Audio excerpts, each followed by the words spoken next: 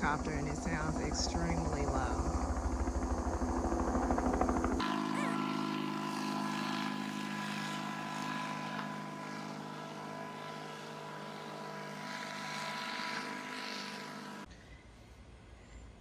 So let's talk about the garden, shall we? Let's talk about how I fucked up and how I fixed it. We'll start with herbs. Here they don't look so terrible because they're recovering now, and it's mid-August, so it's pretty late to be figuring out life right now for me, but hey, it's better a little something that I can trust than ingesting the current poisons of our active genocide right now. So yeah, I'm happy to be having this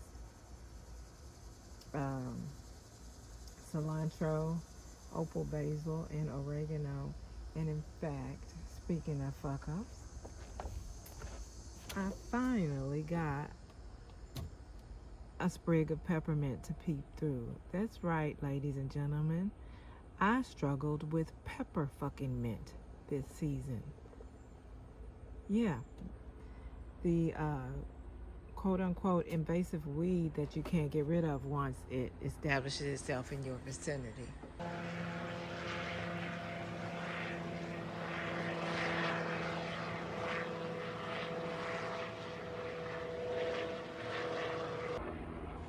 Yeah, child, they be all in my business.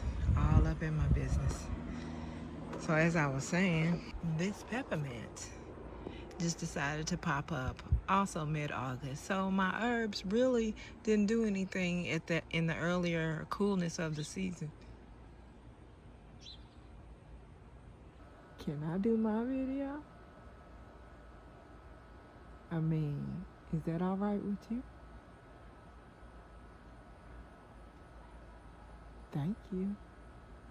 As I was saying, peppermint decided to show up, much like my other herbs that have been wishy-washy. In this corner, folks, I had my microtome in the middle, and then I had a couple of onions on either side. And on the outside of those onions, I have snow peas climbing the makeshift trellis here.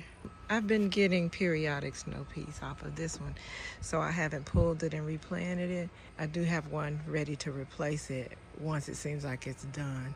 I did cut off all the yellowing and spotted leaves and tendrils. Now, as far as the onions go, I dug up those onions and then I replanted them in fresh soil. I expect that fresh soil to help these planter veggies recover from very negligent feeding that I did this season. I don't know why this season I felt like I didn't need to fertilize these plants and that they would be fine because Mother Nature is all they need, and it is. We all know that tomatoes are heavy feeders, so I don't know why I thought I wouldn't have to feed these, particularly in these planters, regularly, if not on a daily basis. They struggled until I put that said fresh soil, and when I did put that fresh soil in, look what happened. What had happened. Look at all of the production that these things decided to put on. So much so that I had to bend the main stem forward to make it a hanging tomato plant. And plus it'll also avoid me having random tomatoes pop up like that one. Random volunteer tomatoes. So yeah, I did right by my planters and put fresh soil in them and replanted the very same onions. So there's one on this side and one on this side as well. Behind that you'll see my burgundy okra has gotten large enough for me not to have to aim around the planter to get a good picture. And the okra are in high production right now. Cukes, I just did a huge harvest of them. So this is mostly leaf. I took all the larger green tomatoes off of those plants for my relatives. There are more microtoms against that arch trellis back there in that little planter on top of the wine rack. These are backup plants that I meant to have in succession, but they overgrew that little planter. One is a patio and one is a microtom, so there are two different tomatoes in that little pot. And it's not getting enough water or food, I know that, but I just let it do what it does to see what it's gonna do. Because you can see it has a host of tomatoes on this end. It wants to produce no matter what, so I'm gonna let it. There are two patio tomatoes. Another microtom with a bunch of, I don't even want to call them cherry tomatoes because I trained them to be large enough to be larger than cherry tomatoes. There's another one and another patio tomato. Container burgundy okra. This flower just closed up, so that's gonna become an okra, and then so I'm gonna have 3 ready at one point. I don't know if anybody really discusses the time lapse on okra development, but when you see an okra flower bloom, it's gonna open up for that 24 hours, and if that, and then it's gonna close all in 24 hours. And this one is at its closing stage. Here has closed up, and then the okra will form at the base, and the flower part will fall off, and it will become this little guy, which will become this medium-sized guy, which will become a ready and harvestable bitch ready for the eating. A couple of these are ready to harvest, but I'm gonna leave them to sweeten on the plant for a minute. Salad bed. I decided to just keep a couple of callaloo growing here. It's about time for me to pull those and replace them to see what it do. Plus, I want to be able to plant spinach along the back so that it can be flourishing by the time it gets cold, and my whole salad bed can be great. Something I noticed was, if you'll see, this head of lettuce got very nice, right? It got nice, right? Glistening in the center and whatnot. That's nice and everything. But look at these. These leaves got all big. Sometimes I wonder how people have leaves so big. And initially you think it's because they have more spread, they have them thinned further apart. But that's not it. I know people that grow stuff right next to each other and they have leaves that just flourish. And what I noticed about this plant with the flourishing leaves is that under the bottom, I have amended the soil. You know, when these start to grow and you start to harvest, if you harvest from the outside, they'll eventually look like a lollipop. You know, the outer leaves will be harvested, and then your new leaves are going to continue to come from the center, much like I'm showing you with this collard, right?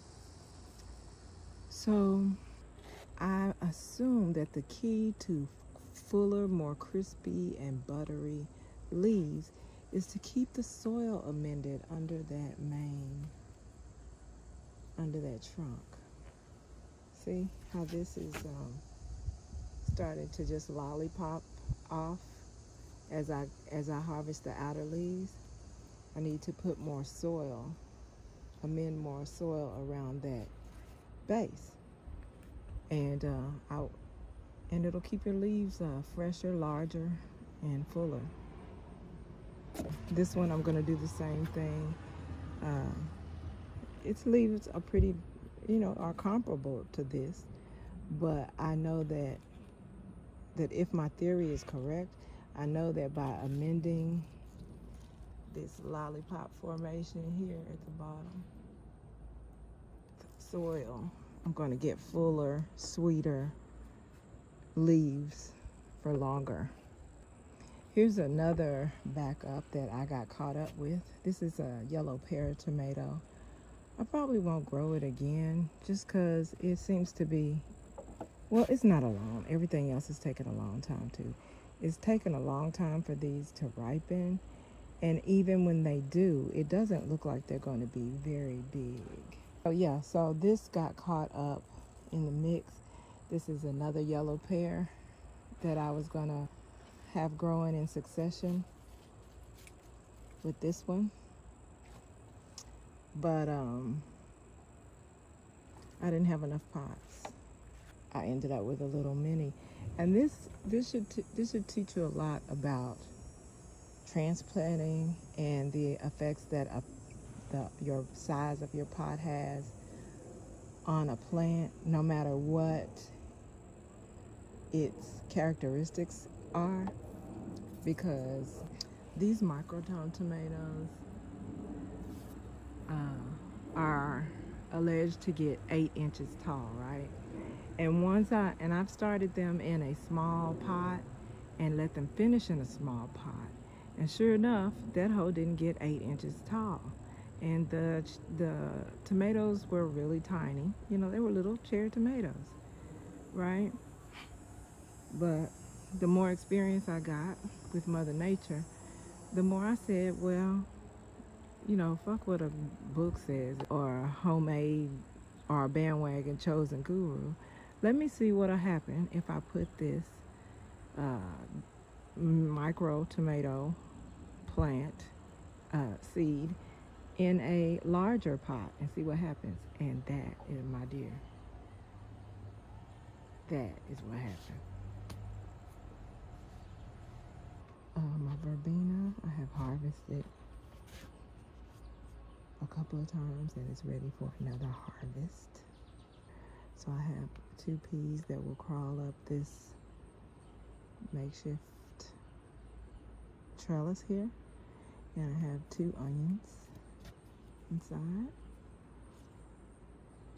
And I have this micro-tom. I should call it a maxi-tom, right? Maybe a mini. Yeah, a mini-tom. Because it's not a micro no more. Yeah, so it's actually doing well in this planter, considering that I don't water this planter every day. And you need to water this planter every day if you call yourself gonna grow some tomatoes in it. Tomatoes are heavy feeders. They need regular water, and you just can't get away with not watering it. If you're gonna put tomatoes over here, you just can't do it. Matter of fact, if you're gonna put anything that needs a lot of water, like the snow peas that will be crawling this trellis, is not a good idea. Now I'm gonna bring my ass out here because I've obligated myself, and I'm gonna water it as regularly as possible until it gets cold. After that, they on their own. But yeah, I expect to get a whole bunch of really nice tomatoes out of all of these microtoms. And again, the burgundy okra is large enough to get a capture from here.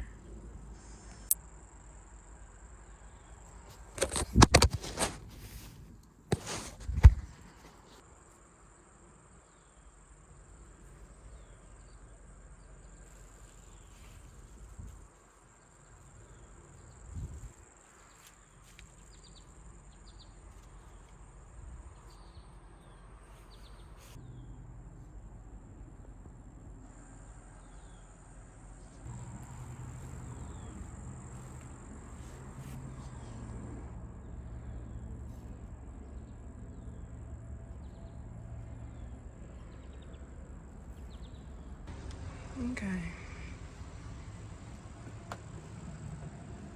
Man, this sun went by fast. I wonder if it's supposed to rain. Let me go check on Mister. We're supposed to make a Goodwill trip. We're supposed to make a Goodwill trip